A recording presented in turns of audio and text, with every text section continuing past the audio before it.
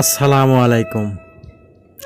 YouTube channel হাসি মুখ খামার এর পক্ষ থেকে জানাই সবাইকে সুস্বাগতম। দেশে ও দেশের বাহিরে যে যেখান থেকে আমার এই প্রতিবেদনটি উপভোগ করতেছেন সবার প্রতি রইল আমার এক বুক ভালোবাসা। আজকে আমি কোয়েল পাখির খাদ্য বিষয় নিয়ে বিস্তারিত আলোচনা করব। আশা করি ভিডিওটি সবাই পুরোপুরি দেখবেন।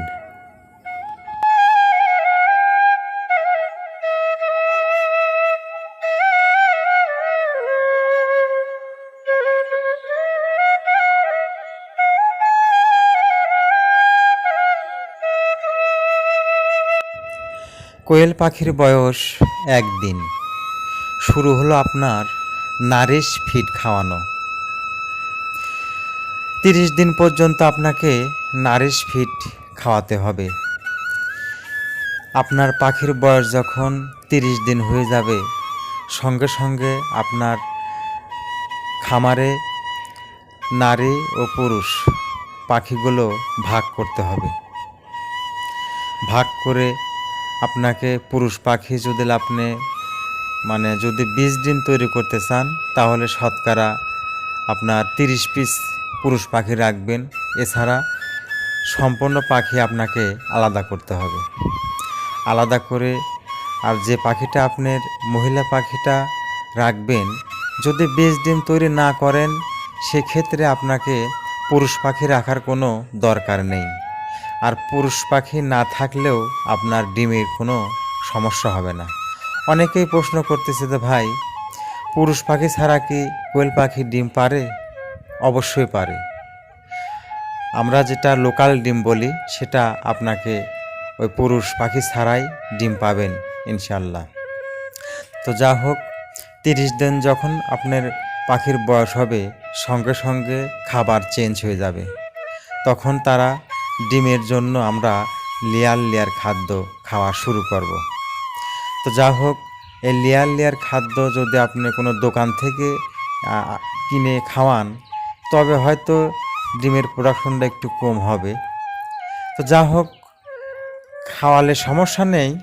তারপরেও যদি আপনি নিজে লেয়ার খাদ্য যদি নিজে আপনি ভাঙিয়ে আপনার খামারে ব্যবহার করতে পারেন, ওইটাই সর্বোচ্চ ভালো হয়।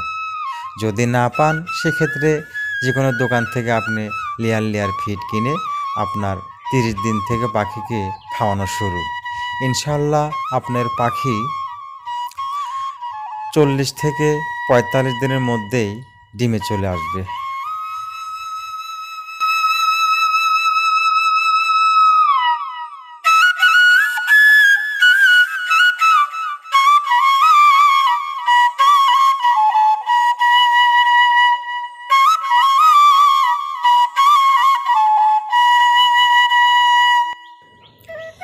আরেকটি বিষয়ে আমাদের সচেতন থাকতে হবে, সেটা হলো পানির যে পট, খাদ্যর যে পটগুলো আছে, এগুলো প্রতি সপ্তাহে 1 দিন হলেও আপনাকে পরিষ্কার করে আবার নতুন করে দিতে হবে।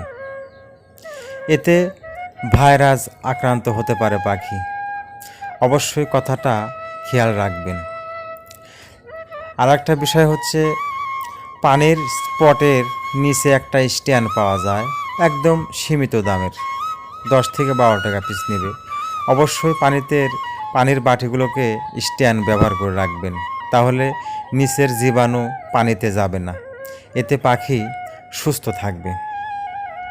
খাদ্যর বাটির নিচে তক্তা দিয়ে আপনি উঁচু করে দিতে হবে, যাতে খাদ্যর বাটিতেও কোনো নিচের আবর্জনা উপরে না যেতে পারে।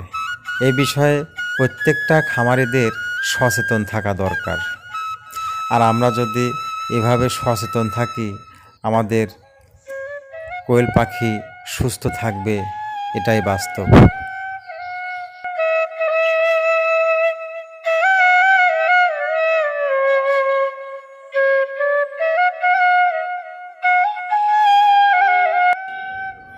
আর একটি গুরুত্বপূর্ণ বিষয়, সেটা হলো, আমি জানি, সেজন্যই কিন্তু আমি ফিড তৈরি করতে পারি।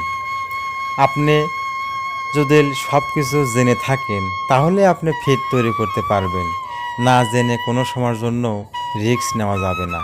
আমি হয়তো জানি যে খাদ্যতে মানে 1 মণ ভুট্টাতে প্রিমিক্স, টক্সিন, প্রোটিন তো অনেক রকম জিনিস ব্যবহার করা লাগে। সেগুলো যদি আপনি না জানেন তাহলে কিন্তু আপনি নিজে নিজে ফিড তৈরি করতে পারবেন না। একটু 19-20 হলেই আপনার কোয়েল পাখিতে সমস্যা হতে পারে। তাই না জেনে কোনো সময়ের জন্যই ফিড তৈরি করা যাবে না। যদি কেউ ফিড তৈরি করতে চান আমার স্ক্রিনে দেওয়া নাম্বারটিতে যোগাযোগ করলেই সব বিষয় তথ্য আমি যতদূর জানি আপনাদের দেওয়ার চেষ্টা করব ইনশাআল্লাহ।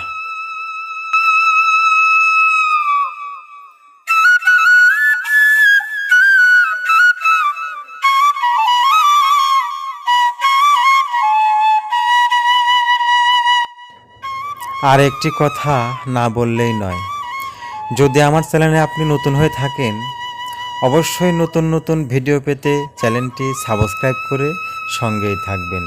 ধন্যবাদ সবাইকে। ভালো ও সুস্থ থাকবেন।